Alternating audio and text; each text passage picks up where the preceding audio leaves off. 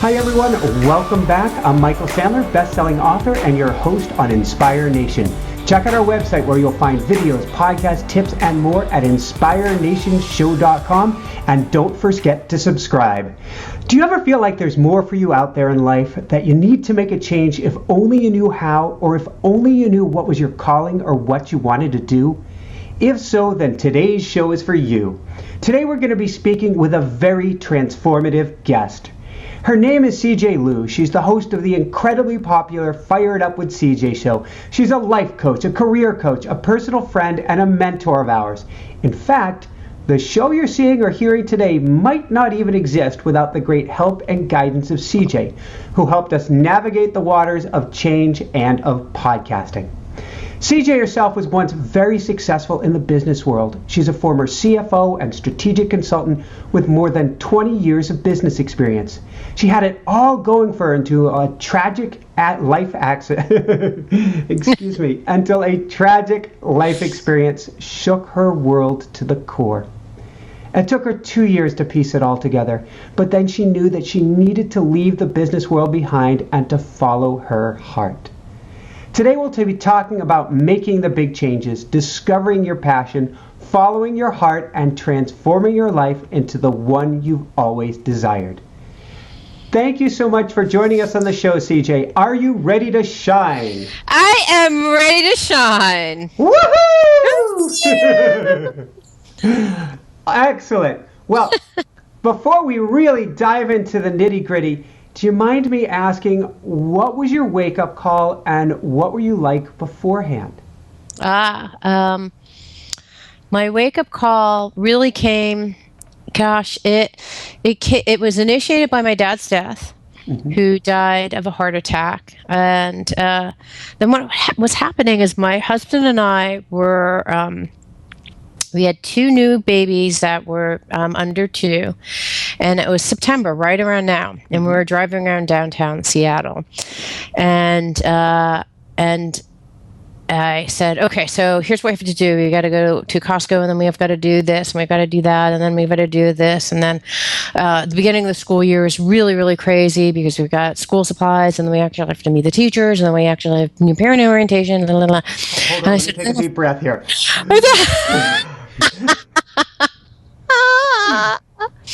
So this is what that was my poor husband's reaction to the whole thing, right? No. So, and I said, and then after that, we have to start thinking about, I can't remember. And then, there was another where I'm like, oh yeah. And then after that, we have to start thinking about going to my mom's for Thanksgiving. So we should probably start booking the tickets to do that. And then, And then I just said, God, I wish, like it just seems like a never-ending list of to-dos, and it feels like I kept on thinking, well, then after the school year begins, things will calm down and be back to normal. And then I said, actually no, because then Halloween will come, and then Thanksgiving will come, and then Christmas will come, and it will be just total chaos. And I just thought, actually, this is life. The reality is this is life, and I want it to be different than the way that it is. Stop the world, I want to get off? Yeah, it's like I thought, whoa, that is messed up. You're living a day-to-day life experience, and it's different than the life experience I had when I was working, because when you have kids, it's 4 times worse than it was before. Oh, wow. And then in terms of the amount of activity and responsibilities and the amount of accountability you feel, there's just so much more. And I just thought, no, this is my life. This is going to be my life for a very, very long time until the kids go off to college. This will be my life. So you have to really change your attitude, because your attitude is not going to work for you. Mm-hmm. And why? What is the problem? You have money, you have a prestigious job, you have a husband that loves you, you have 2 great kids. What is your problem? And what gives you the right to complain? What are you complaining about? Like, I'm the smallest violin playing for you. Shut up. Why are you unhappy? What is wrong with you? So that was my makeup call, and I thought, I have everything, and I'm still miserable, and life sucks. I thought I gotta change. Existential moment outside Costco. I thought I just can't continue this way anymore. I just can't. And unless I get off the, I don't know, is it a Ferris wheel, a hamster wheel? I'm not sure. If I don't get off, it's one of those Ferris wheels that's also spinning at the same time. It's going up and down. Both directions, it's like a gyroscope.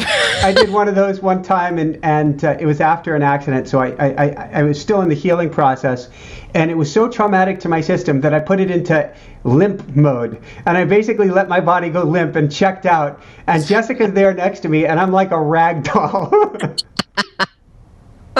I was out of there. That was me. I was pretty much a rag doll. All right, so okay, you get the wake-up call. You're going, this is it, enough, no mas. And how did you change from there? I don't know if it was the next morning you marched into work, or you. I think you're more procedural than that. Yeah, totally procedural. Well, you know what? I thought, okay, I need to get some help. So I hired. Someone had hired a career coach, and she sent me through some very nice exercises. And at the end, I thought, okay, I still don't know what I'm going to do. I still have no idea what I'm going to do. I had done some exercise. She said, I want you to imagine your ideal day and put yourself through the paces. And I was like, oh, I'd like to eat granola, and I'm going to go run. And had this.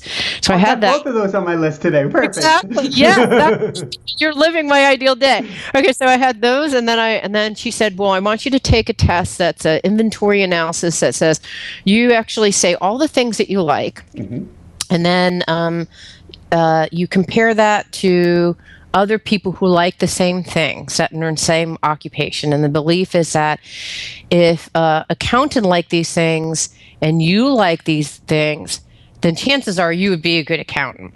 Okay, so that's the whole idea. Interesting theory. Let's see how it goes. All right, so this is the theory. So I take the test, and she comes in, and she has all her papers, and she said, okay, I have good news, and I have bad news about the test. And I said, and she said, the good news is that you have high interest in everything. Oh, no. I can see the bad news coming. Exactly. And she said, and here's the bad news. You have interest in everything. That's totally not helpful for me. Not clarifying, not edifying. I still don't know where to go. So I had my ideal day. I had my tests, and I took some other tests, and it gave me a sense of my main characteristics. When you have those, have you ever done a series of those battery of tests, and they have 20 pages, and you're reading through it, and you're staring at your belly button, kind of self-analyzing yourself? Yes, I've done those. Totally not helpful for me at all, because I walked away going, oh, okay, what do I do? They're helpful if you fit into the square peg world perfectly. Who fits into this? Who does? Uh-oh. And who wants to? Because that's no fun. Exactly. So I walked off, and I thought, and she said, well, what should you do? And then I said, okay, well, I will go and here are the things I could do. I could be a military sergeant. I could be a high-level official in the military. I could be a superintendent. That's you. I can see it. Of a school. Or I could be interior decorator. And I can't remember what those are the three that I pursued. There's probably some other ones that were equally weird. It's interesting just how much those are diametrically opposed, too. Sure. The military commander and the interior decorator, superintendent somewhere in the middle. Ridiculous. So I said, okay, what am I supposed to do with these results? And she said, go talk to these people. So I actually talked to a teacher, and I went and talked and asked them about education, and I talked to an interior designer, and then I just started narrowing things. And then I thought, okay, well, everyone is telling me that all these things suck. Oh, no. It's awful. So then what I did is I thought, this is just not working. So then I can't remember because it's been a really long time. But then after taking those battery of tests and going through an exercise of, actually, I would say futility, I then finally thought, okay, I'm just not going to know. I don't know what I'm going to be doing. I've tried going through the rational approach to figure out what I'm going to be doing next, and I still had no idea. Well, I think we've got the key word there. That was the error in your ways, the rational approach, because the whole reason you were leaving was heart. So you didn't have a rational breakdown in Costco. You had a breakdown of heart. So how could you solve it with the head? Yeah, and I think that that's true, like the rational approach. And I would say when I actually coach clients, it's a combination of both, because if your mind and head is not in it, it will sabotage you the entire way. So I go through exercises that I think are more helpful than those particular exercises in a process that's more helpful. For me, at least, it would have been. And for my clients, it seems to be working. So anyways, that's how I actually, and then what happened is I thought there was a moment where I thought, I was at Microsoft, and I thought, I'm never going to leave here.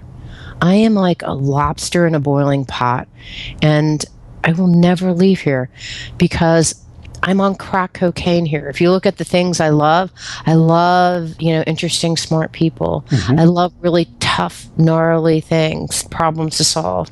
I love being in a fast-paced environment with a lot of change. I love owning things on my own and being able to drive projects. And I thought, I'm never going to leave. I'm never going to leave here. If I don't check out right now, I'm never going to leave here, because it's like I'm in this fantasy land. Does that make sense? It makes, well, it's a whole fantasy land world that you even have to question at that point why you would want to leave. Yeah, and there was no rational way, and I thought, if I don't leave now, I'm never going to leave. And and like you said, it was it's like, if I don't leave, I'm never really going to find out what I'm meant to do. So I got to go. And I don't even know what I'm supposed to do, but I don't know. I just have to leave, because all I know is if I stay here another day, it's going to kill me. It's just going to kill me. There's an expression I learned from Kamal Ravikant. He wrote the book, Love Yourself Like Your Life Depends on It. And I guess it's a Silicon Valley term, but I'd heard it first from him, which is, it's about taking a leap of faith, which is jump off the cliff and grow your own wings on the way down. That's exactly right. And that's what I did. I left. I said, I don't know. And then people are like, and it's awful because, your friends you meet at cocktail parties. So you left. What are you doing? I don't know. When are you going to know? I don't know. That might have cut down on your cocktail parties. Exactly. You either went or were invited to. Yeah. No one wants to talk to you at a cocktail party would do that, by the way. And incidentally, I've thought about, why is that people don't want to talk about it? But people at a cocktail party don't want to talk about it because not knowing what you want to do is the most uncomfortable place, and they don't. It's like I caught a deadly, serious disease that they may catch. Contagious, yeah. So I'm I don't want to be near you. Then they'd have to face their own life too. Exactly. That's exactly why. So I was really unpopular for a while at cocktail parties, but I went nonetheless, and I ran into a woman who said, you should think about being a life coach. And I said, what's that? I'm like, what is that? And she said, well, it's, she started explaining. I'm like, no, I don't want to do that. She said, I like the irony. The irony is probably not lost on our audience too.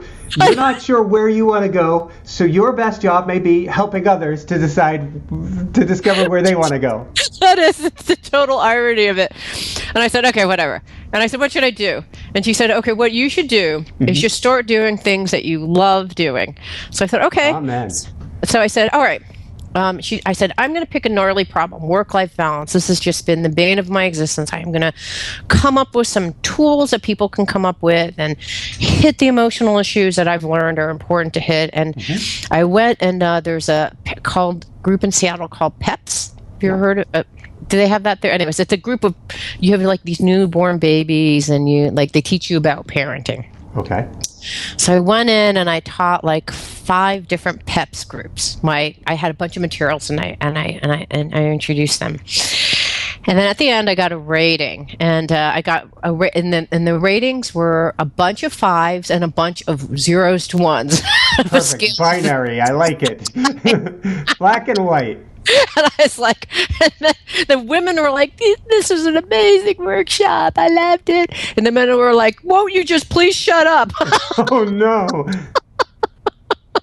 So I thought, I think I need some help kind of figuring out this whole psychology and thing. That's interesting because I've watched, you have a beautiful, I think it was TED Talk, Rainier, and in it you talk about how you would become the perfect quote-unquote businessman. Mm-hmm. So it's not that you couldn't speak to that audience or speak a man's language. It's just you had swung completely, the pendulum was all the way to the other side. If someone said, well, what about the emotional response? I'd be like, what do you mean? I just didn't have any... What's the analytic for that? Yeah, exactly. Can you give me an analysis of what the emotional piece is that you're talking about? Just so cut off from my emotions entirely.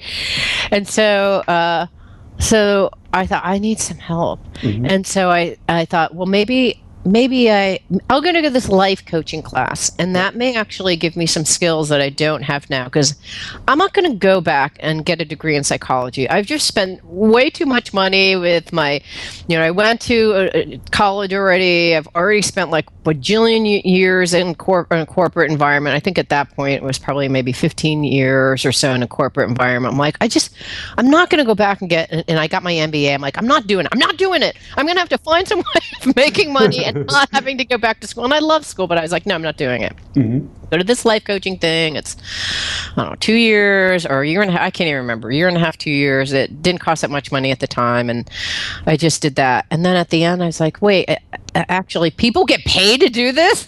I do this for free. All right. Now we know we're on track. Exactly. And I thought, okay, that's what I want to do. And what happened is they had us go through this exercise where it was a group exercise, and you say what your mission is. And so mine was, someone said, when I meet you, I think of Pele, and I think of Sojourner's Journey, and I think about these, those kind of things. And so we wrote this statement, and at the very end of the class, we were to stand up and say our mission statement and our goals. I can't remember. I think it's our vision and mission statement.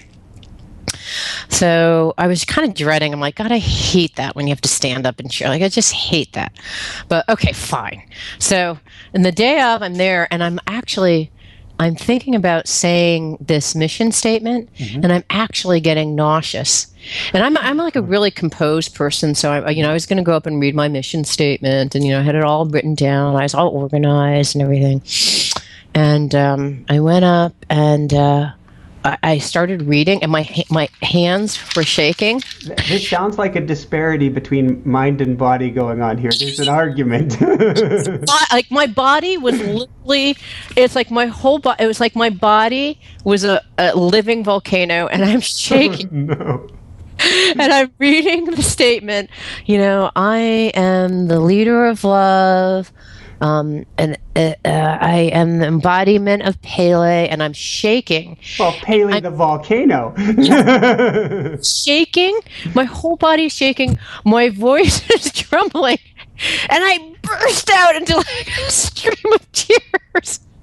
I can barely read this thing. And I was like, what the heck was that? I mean, I had no idea. Breakthrough. Yeah, and now I look back and go, oh, that was like major truth coming out. And that's how because people are like, how do I know I'm on the right track? And I was like, well, that's one way. But it's like you'll have like a physical response. Mm-hmm. You'll just know it in your body and your mind and your soul. You just know it. I don't know how to describe it. It's not an intellectual thing.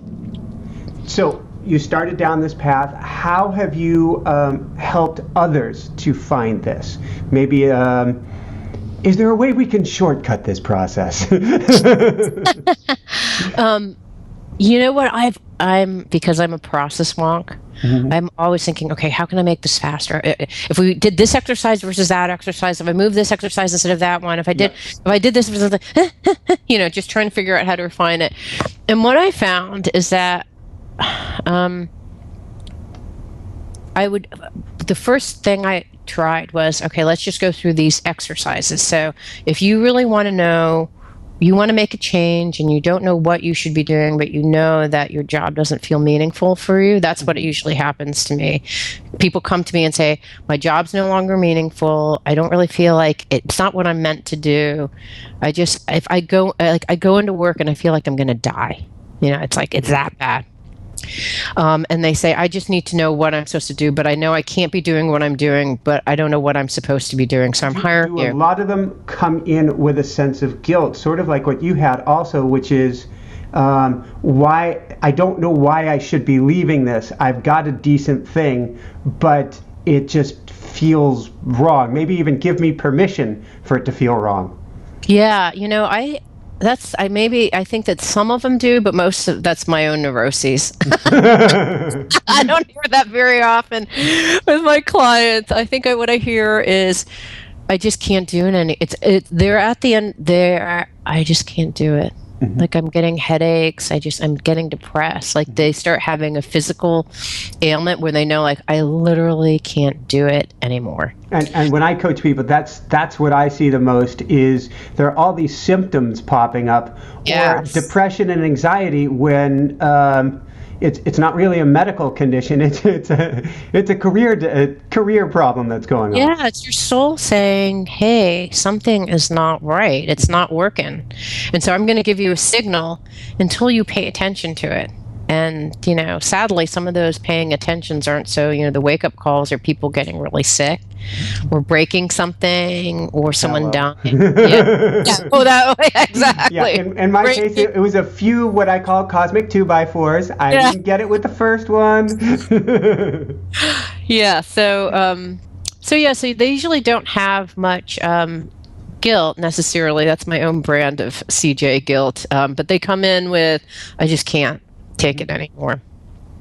And then what I do is I basically work with their mind, because if their mind says, this woman doesn't know what she's doing, or like I need to know that something is happening, right? Mm-hmm. So I usually say, okay, well, let's go through a series of exercises, because once you understand what you want, that will help. And I'm saying, like, what you want from every single angle. What does your nose want? What do your eyes want? What do your ears want?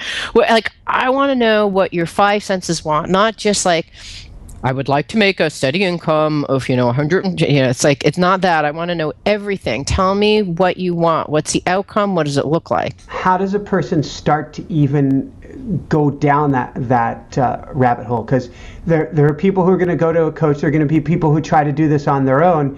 And a lot of us don't know what we want. We don't know what we like. Yeah. So, what's interesting is I'll say, so what do you want out of your career? Or what do you want with respect to your next job? Because they're so unhappy with their current job, they can usually say, I want a job that feels more creative. I would like a job where I'm working with people. I'd like a job. So they can. I think when you're at when you're at the down part, you know what you don't want. And so you can almost derive what you do want through what you know you don't want, if that makes sense. I've heard this. There was a girl who dated on me. Actually, that's a good way to put it. She cheated on me. and then left me for this fine gentleman, and whom she had never told that she was in a long-term relationship with me. But she later told me I dated him because he was the exact opposite of everything that you are. So we can know opposites. But actually, sometimes what we know we don't want gives us a sense of what we do want. Yeah. And so I think actually, surprisingly, I've never had a client, and I've worked with many, many clients that have said, I don't know what I want. They just know, like, I can say, what do you want with your next job? It's like, I want to be happy. I want to have more free time. I want to actually, they list out a really long set of things because they're in a miserable place, so they know what they don't want. Yeah. Yeah, and then I'll say, well, how do you know when you get there? There are these 7 questions that I ask. And usually with those questions, I can kind of diagnose what blocks you? Mm-hmm. That gives you one thing, like, aha, that's what we have to work on. Because if something is blocking them. Give an example of that. Yeah, so what blocks you may be like, I don't think I can make enough money as a teacher.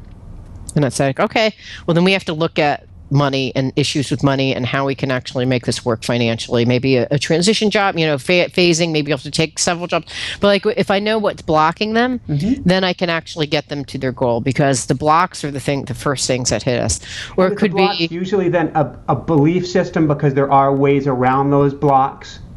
Yes, they're either beliefs where it's like, I don't want to let my family down,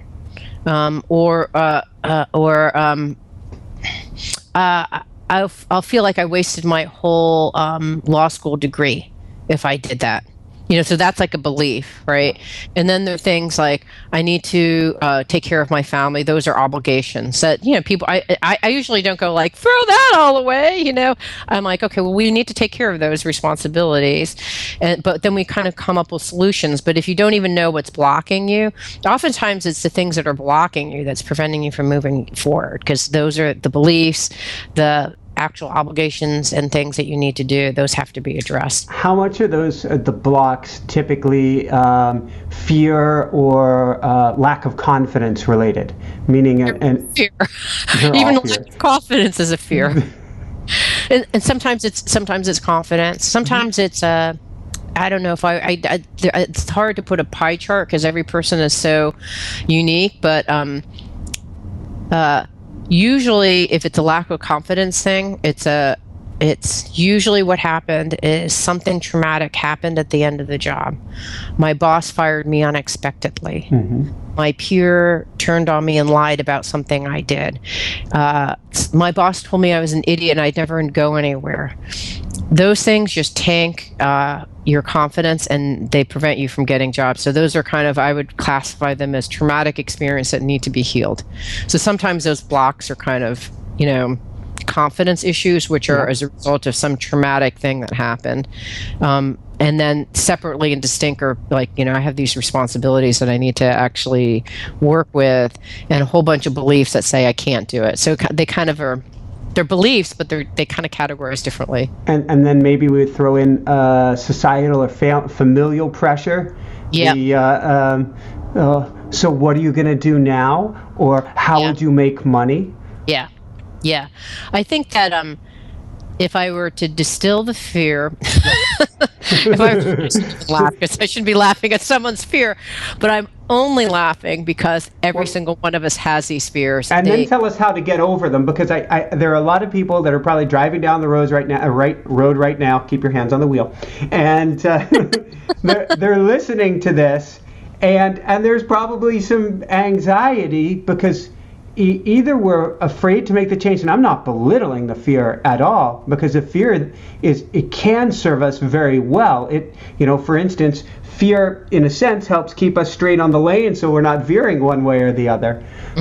But we need to be able to figure out how to step past that as well. Yeah. Okay. So, hold on. I'm just writing. Okay. So I would say the fears categorized in 2 categories. There's one, which is the fear of the unknown. I don't want, and all of us fear the unknown. Every single one of us fears the unknown. Just imagine those times when you've been at a surprise party and someone's blindfolded you and they're like, okay, come here, we're going to walk. And you're like this what, here? It's like, it's so uncomfortable being blindfolded and not knowing where you're going. So there's the fear of the unknown generally. There's the fear of being too big. And then there's the fear of failing. So it's kind of, those are the kind of fears that we have that our ego has about fear. And I think that the way to overcome them is understanding that you even have them. Because half the time we don't even know that they're there. If we don't know that they're there, then we can't fix them. Makes sense. Right. So if we know that our fear is becoming too big, then there's a whole bunch of, there's so many different ways of addressing it. You work on the belief structures, and then there's energetic tools, like you can work on NLP techniques, EFT. There's a whole bunch of techniques out there that you can work and you can do visualization exercises. There's meditations, like there's a whole bunch of ways. And fundamentally, every single one of those ways is trying to rewire the way that your brain thinks about these things and your habitual thinking. And it gets you going through them in your head, almost so that you can see that, well, obviously, so you can see that there is nothing to fear. Right. So that's one category. I'm fear of, like, if I actually do this, I could really succeed, and then people will see me, and then I'm not worthy, or they'll see me and know that I'm a fake, or they'll see me and I'll fail. And so the other one is fear. And in the past, I'm going to check off each one of those myself. Yeah, right. And the reason why I laugh about these fears is that you can, yep. Like you and I can both nod at them because they're part of the human experience. So if you're not, unless you're a robot, you're going to be feeling every single one in complete denial. You're going to feel these things, really. Or if now that you have a label for it, you'd be like, oh yeah, that I was feeling that. And then then there's a feeling of, I can't do it. That I can't do it because my mom and dad told me I can't do it, or my teacher told me I can't do it. I'm a loser. I have no value. I'm not worthy. Take a deep breath here, everybody. or at least I'm going to take a deep breath. Because I've looked in the mirror and said these things, and I don't even know. Some of them came from family or from childhood. I don't even know where some of them. They may came from the lizard brain part of me. I don't know. That's the lizard brain that's saying I'm not worthy from millions of years ago. I'm going to stay in my little hole. I'm not lovable. I'm not. It's funny that you mentioned that, because Rick Hansen has this book. I can't remember the name of the book, but it's something about hardwiring happiness, I think it is. And he said we all have we all want a couple things. We want to be safe. Yep. Right. We want to have safety, and that means financial safety. I want to have I want to have a roof over my head. I want to be fed so that when I'm hungry, I have food. We need to have safety, right? And so that's when the unknowns of, oh my gosh, what's going to happen to me once I quit this job? Will I be able to get, this level of my Maslow's hierarchy of needs, the basic needs met? And then after that, we actually have the need of love and connection and self-esteem. And so we all are, I hope I'm lovable. I'm not lovable, or self-esteem. I am a kick-ass, blah, blah, blah. I'm wonderful. Or I am an unworthy sack of crap. And so we all have these basic needs, and we all have the kind of neuroses or fears that we have related to those basic needs. And so I think it's really just being clear, like, these are normal. So I'll talk to clients, and they're like, yeah, so, I have to actually make money to do blah, blah, blah. I'm like, well, if you didn't, what would that mean about yourself? And they're like, well, it just means I couldn't actually make the mortgage payments, and then I couldn't, I would be a bad father. And it's like, okay, if you're a bad father, what would that mean about yourself? And it's like, well, it would just mean that, I couldn't fulfill my obligations and blah, blah, blah.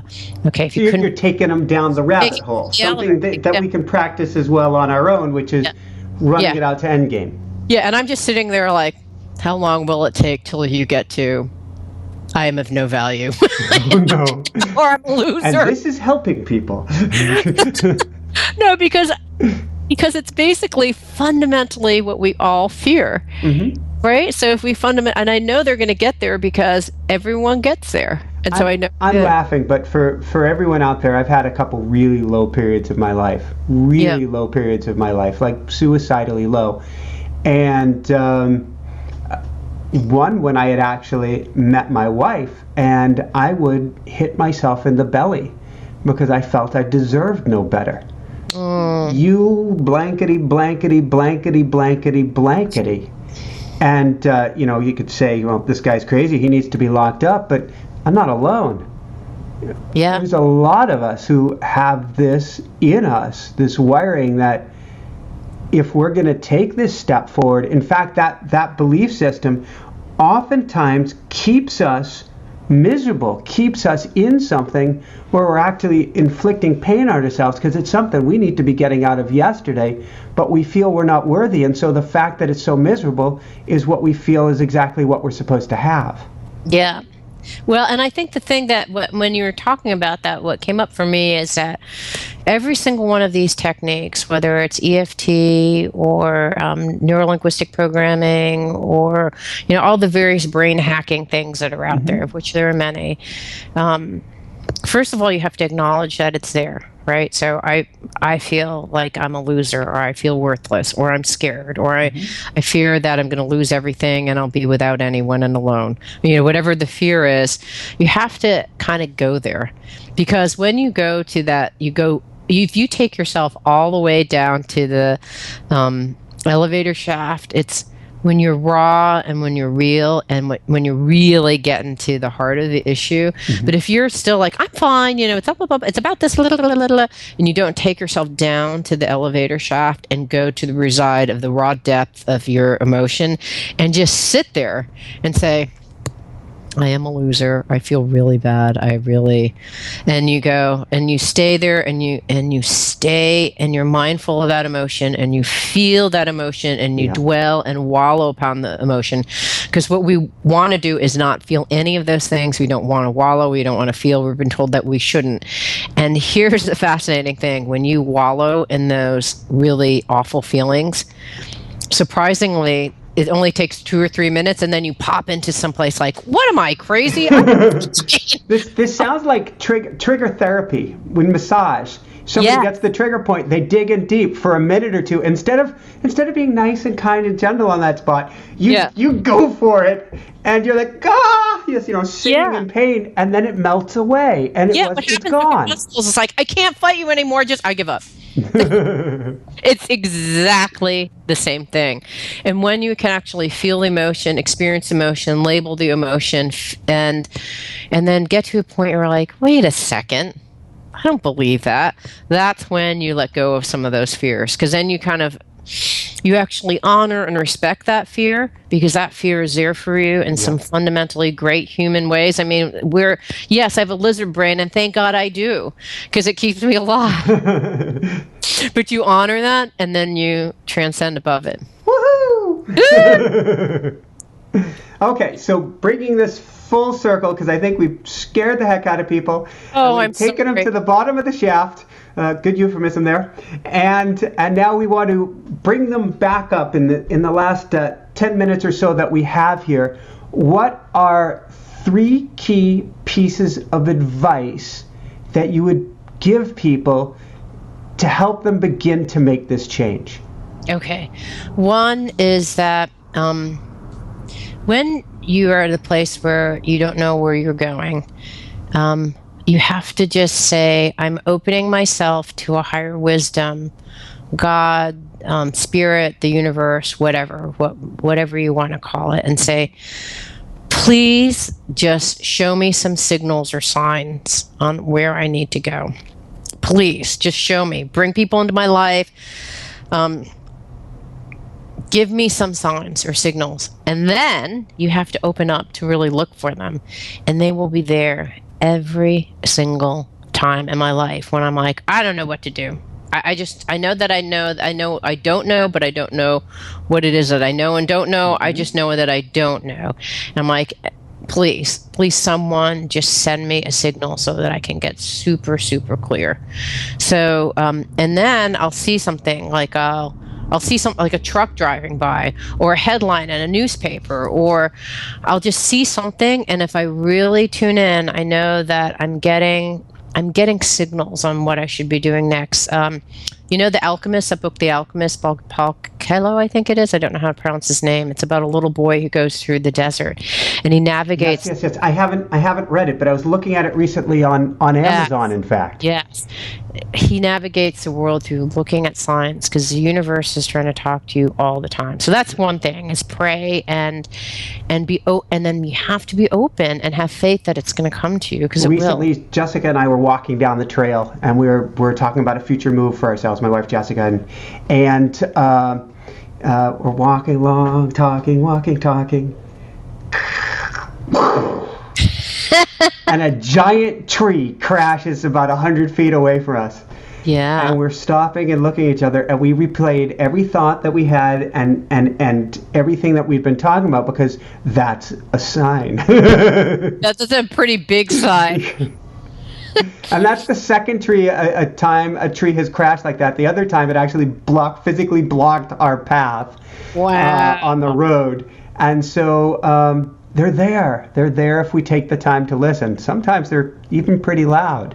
Yeah, but you have to have what's underlying all of it is a fundamental faith that someone is speaking to you at a really higher level, but you just really have, but it's about faith. Mm-hmm. And even when you feel like no one is you just have to be open to it. So you have to open your eyes and listen.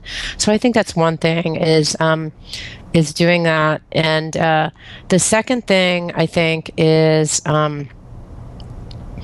going through and getting some exercises, do some of the things, whether you like it or not, your conscious mind and all its rattling is involved. So going through and working with a coach, you could get What Color is My Parachute? That's a really good book where you actually work yourself through a series of questions and get super, super clear about what is it that I want? What do I know about myself? Yeah. What do I want to do next? Because unless you have your full being oriented towards the things that you really want to do, you're not going to get there. Like, it's not going to miraculously happen. So it's almost like you need, on a daily basis, wake up, take a few minutes, for instance, and journal, trying to figure out or do these exercises each morning and commit to a small amount of time each day to make that, like, put it in the front of your mind for the day. Yes. And when you do that, your mind is like, aha, I have a plan. I now have knowns versus unknowns, and now I'm willing to move forward. So once you actually have a plan, oftentimes your mind is like, now I know what to do. I know where to go. Rally the troops. When to do it. Yeah, I'll go do it. Because oftentimes we just sit there and kind of like, I'm feeling unhappy, but I don't know why. But once we have a plan, most people execute on the plan. So the second thing would be to basically get a plan together and get super clear. And again, there are lots of good resources out there. And one day we can talk about all the different tools that I use, and I can show you what you can do. But the 7 questions, the outcomes. And then the third thing is, I think that a piece of advice that I got that I really think is great is just start doing things that you love. And it doesn't have to be like job related. It could be, I love gardening. Okay, go out and garden. I love going to the movies. I love getting together with my friends. Whatever you do and you love, just keep on doing it. And here's why it's important. When you actually do things that you love, your heart starts opening. So your heart starts opening. You start opening. You're happier. You're like a plant that you've watered and given love to. And when a plant is given love to and it's firmly rooted in understanding where it wants to go, it will grow. So that's the other thing, is really just do things that you love, because then you're kind of like reawakening the heart that you've spent years ignoring, but you finally initiated the move and did something for your heart, but then it kind of, you haven't talked to your heart in a really long time. It's like, it's like you're the friend that you've shut up and you're no longer friends with anymore. And so you have to make friends with it again. It's like, love your heart, do things for your heart, do things that make you really, really happy. So if you do things that make you really happy, do things that are great for your heart will open up. If you get your conscious mind, so that's the third idea. The second idea, I'm doing it in reverse order. Why, I don't know. So the third idea is thing in your heart. The second is your mind has to get involved, because jobs and careers and stuff, your mind will sabotage you unless you get involved. So do those exercises every day or whatever, hire a coach or whatever. And the first is being open to signs because they're there. Beautiful. And praying and having faith. You do those 3 things, and that's how you actually, and then I think the thing that we talked about is addressing your fears and being real with what your fears are, feeling them, and then letting them go. Anything you would suggest people do differently if they're a parent? If they're a parent? Mm-hmm. Oh, you mean in terms of finding a job and things? Anything of the sort, because there are a lot of people out there who get really conservative, understandably, once there are kids involved. Yeah. The formula is exactly the same. Mm-hmm. I think that what it means when you have kids is that, you have to be super rational about it. So, you don't have to be. I think most of the concerns are, will I be able to pay for college? Will I be able to have a retirement? And so what I find most people doing is they worry about all those things, and they're like, I don't have enough money. I have to keep on working on it. And then I'll say, okay, have you met with a financial planner so that you actually know how much money you have to make? Well, no, I've never done that. And I said, okay, well, you meet with a financial because you're worrying about all these things and you actually don't even have any information. I love that.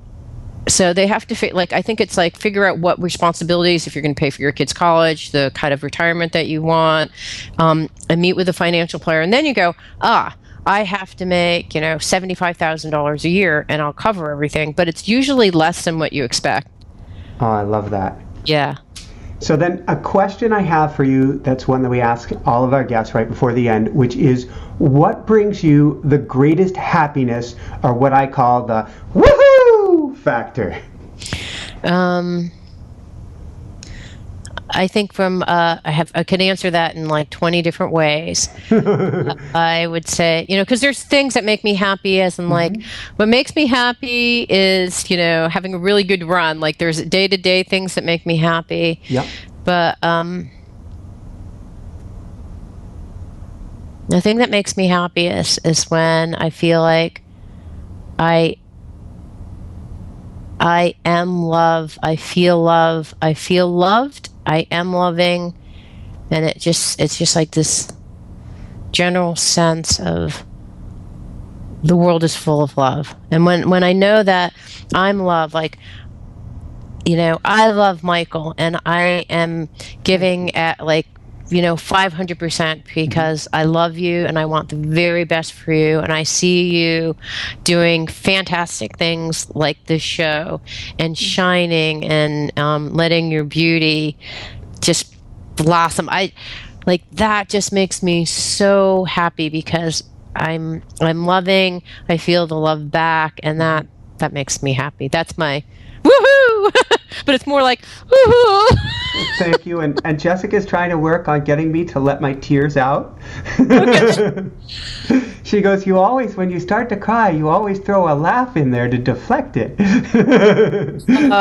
So I'm so touched. Yeah. Yeah. So there's a lot of love. I feel the love. Yeah, I'm glad. So any last words of wisdom you have for people? I think it's really the wisdom that I have is that life is all about having great experiences, and I think we forget that. We think about the job as like making money, and we don't know making money for what ends, because it's about experiencing and embracing life fully. And I think we've completely lost that art of really, truly living vibrantly. And so that would be, I guess that's my greatest hope for the audience. And I think work can be part of that. Work can definitely be part of it, but you just have to think of that way. Most people don't even think of it that way, but it can be that for sure. That was something that Jessica was mentioning recently. She's like, so many people are saying that, or like you say to somebody when they're at work, well, I hope time goes by quickly for you. And they're like, yeah. Awful. And it's really what you're saying is, I hope your life passes by before your eyes. Yeah, exactly. But life is about experiencing life itself, going for a walk, giving your son or daughter a hug. It's, connecting with friends. I mean, that's what life is about. And we kind of forget, we get hypnotized. We forget. Yeah. So where can people go to find out more? Okay. For my coaching, you can go to mywholelife.net. Okay. And my radio show, which I do weekly, it's www.firedupwithcj.com, and I'm everywhere. I have a Facebook page, I have a website, I'm on YouTube. She is everywhere because CJ doesn't know how to do anything 1 foot in, and so if she does an interview with an amazing person, it's at the top of the Google rankings. If she does something else, it's at the top of that rankings. She does everything full in, and it is a beautiful, beautiful show. I can't recommend it enough. Fire It Up with CJ. I'm going to have links, link to your coaching site, link to your show, and as well as you can find on InspireNationShow.com. We're also going to have links to all of the books mentioned here and other resources that you have as well. Okay, sounds great. Thank you so much. This is fun.